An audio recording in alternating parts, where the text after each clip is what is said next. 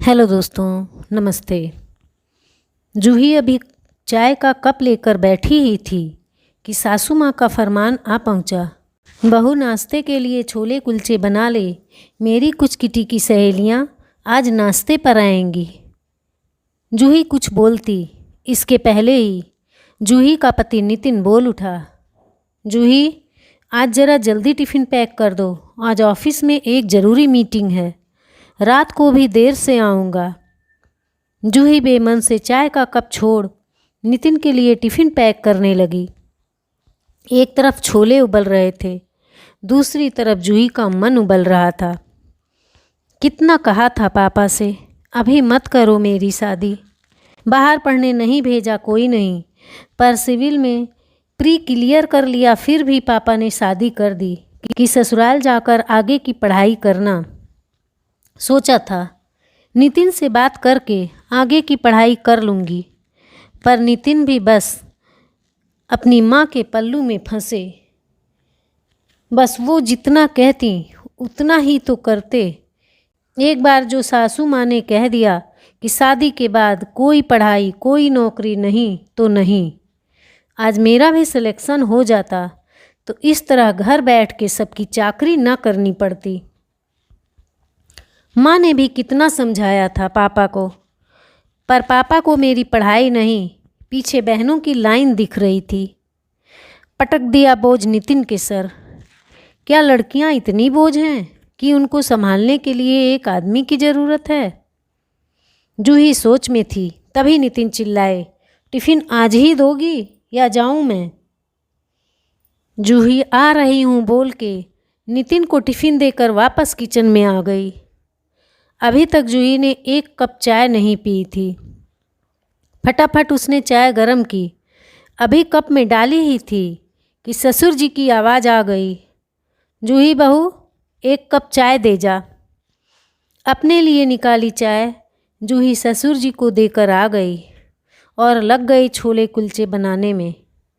नाश्ते पर उसकी सास की सहेलियां जो आनी थीं, सब काम जल्दी जल्दी निपटा के टेबल पर नाश्ता लगा ही रही थी कि सब आ गईं।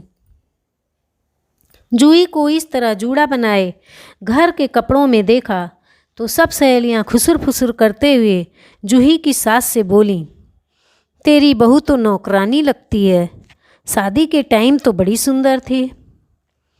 जूही भी इन सब बातों को सुन रही थी।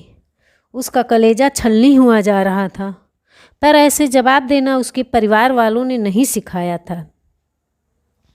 इधर जूही की सास जवाब देती हैं, हमें भी तो नौकरानी ही चाहिए थी, कौन सा इससे नौकरी करानी थी हमें। जूही अंदर ही अंदर कुढ़ गई थी। इन सब बातों को सुन के सुबह से भूखी प्यासी काम में लगी थी। दो मीठे बोल, क्या उल्टा उसको ही नौकरानी कहा जा रहा है? अब जूही ने तय कर लिया कि उसको अपनी खामोशी को तोड़ना होगा और अपनी एक नई पहचान बनानी होगी। ना माँ बाप ने साथ दिया, ना ही पति और ससुराल वालों ने। माँ बाबा ने बोझ समझ के निपटा दिया और पति ससुराल के लोग फ्री की नौकरानी पाकर खुश। मेरी खुशी का किसी को कोई ख्याल नहीं, अब मैं खुद अपनी खुशी ढूंढ लूँगी। एक दिन जूही ने नितिन से कुछ पैसे मांगे तो नितिन ने उसको दो टुक जवाब दिया, यार तेरे बाप ने मुझे कोई बैंक नहीं सौंप दिया जो दिन रात पैसे मांगती रहती है, अपने बाप से मांग। जूही काफ़ी दुखी हो गई। जूही अपने लिए लड़ना चाहती थी, पर अभी सही मौका नहीं आया था। अगले दिन जूही ने सारा काम धाम निपटा के सास से बाहर जाने के लिए पूछा तो उनका एक ही जवाब, अपने पति से पूछ के जाना। जूही को लगता था कि माँ बाप ने उसकी शादी नहीं की बल्कि किसी नरक में धकेल दिया। कुछ दिन बीत गए। एक दिन नितिन भी कहीं काम से गया हुआ था और उसकी सास भी अपनी किटी पार्टी में गई हुई थी। जूही घर से निकल गई। मोहल्ले की कई औरतों ने उसको देखा पर किसी ने कुछ कहा नहीं। एक महीने बाद अचानक जूही को उल्टी होने लगी। उसकी तबीयत खराब हो गई। जूही की सास को लगा कि वो प्रेग्नेंट है, तो बोली, जाकर डॉक्टर को दिखा आओ। जूही ने नितिन से चलने को कहा, पर उसको भी काम था तो उसने मना कर दिया। आखिरकार जूही अकेली ही चेकअप कराने गई। वहाँ उसको पता लगा कि एसिडिटी के कारण हुआ है ये सब। जूही घर तो आ गई, पर सास और पति को बताया कि वो प्रेग्नेंट है। जैसे ही जूही की सास को पता लगा, उन्होंने साफ कह दिया, बच्चे का जन्म तुम्हारे मायके में ही कराना, यहाँ इतना तामझाम कौन करेगा। जूही भी बस इसी फिराक में थी। वो भी मायके जाने को तैयार हो गई। अपने मायके आने के बाद जूही के पापा ने पूछा कि कैसे यहाँ, तो जूही ने बता दिया कि कुछ पेपर देने हैं। जूही के पापा ने कहा, दामाद जी को बता के तो आई हो, अब तुम हमारी नहीं उनके घर की अमानत हो। जूही बोलना तो बहुत कुछ चाहती थी, पर खामोश रही। 2 महीने बीत गए। जूही के सारे पेपर हो गए। इधर जूही के पापा परेशान बैठे कि कब बेटी अपने ससुराल जाएगी। ऐसे ही 4 महीने बीत गए। ना जूही को कोई लेने आया, ना जूही ने जाने की बात की। एक दिन एक डाकिया एक लेटर दे गया। जब जूही के पापा ने वो लेटर खोलकर पढ़ा तो उसमें तलाक के कागज़ थे जो नितिन ने भिजवाए थे। लेटर देख के जूही के पापा सोच में डूबे थे कि डाकिया एक लेटर और दे गया। ये लेटर देखते ही जूही खुशी से उछल पड़ी। जूही के माँ, पापा, बहन सभी सोचने लगे इसको क्या हुआ। तो जूही ने बताया कि उसका आईएएस में सिलेक्शन हो गया है और अब वो एक अधिकारी बन जाएगी। पहले तो किसी को यकीन ही नहीं हुआ। फिर जब टीवी और पेपर में भी छप गया तो जूही के पापा का सीना गर्व से चौड़ा हो गया।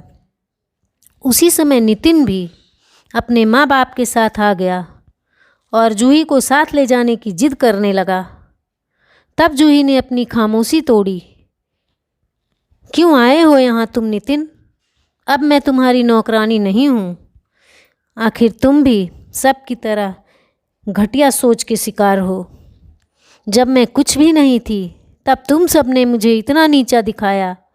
अब मैं आईएएस बन गई हूँ, तब आ गए मुझे वापस ले जाने। पर जूही, मैं यह सब अपने बच्चे के लिए कर रहा हूँ। कौन सा बच्चा नितिन? मैं कभी प्रेग्नेंट ही नहीं थी। तुमने मेरा साथ दिया होता तो मुझे झूठ नहीं बोलना पड़ता। पापा ने मुझे कभी नहीं समझा, पर मैं सोचकर खुश थी कि मेरा पति मुझे समझेगा।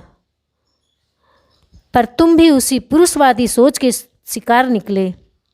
नितिन, जो औरतों को घर में काम करने वाली बाई समझते हैं, गलती केवल पुरुषों की ही नहीं, मेरी सास जैसे लोगों की भी है, जो बेटी को तो भरपूर प्यार देती हैं, पर बहू को बेटी का दर्जा नहीं। अब से हमारे रास्ते अलग हैं। इन तलाक के कागज़ पर सिग्नेचर कर चुकी हूँ।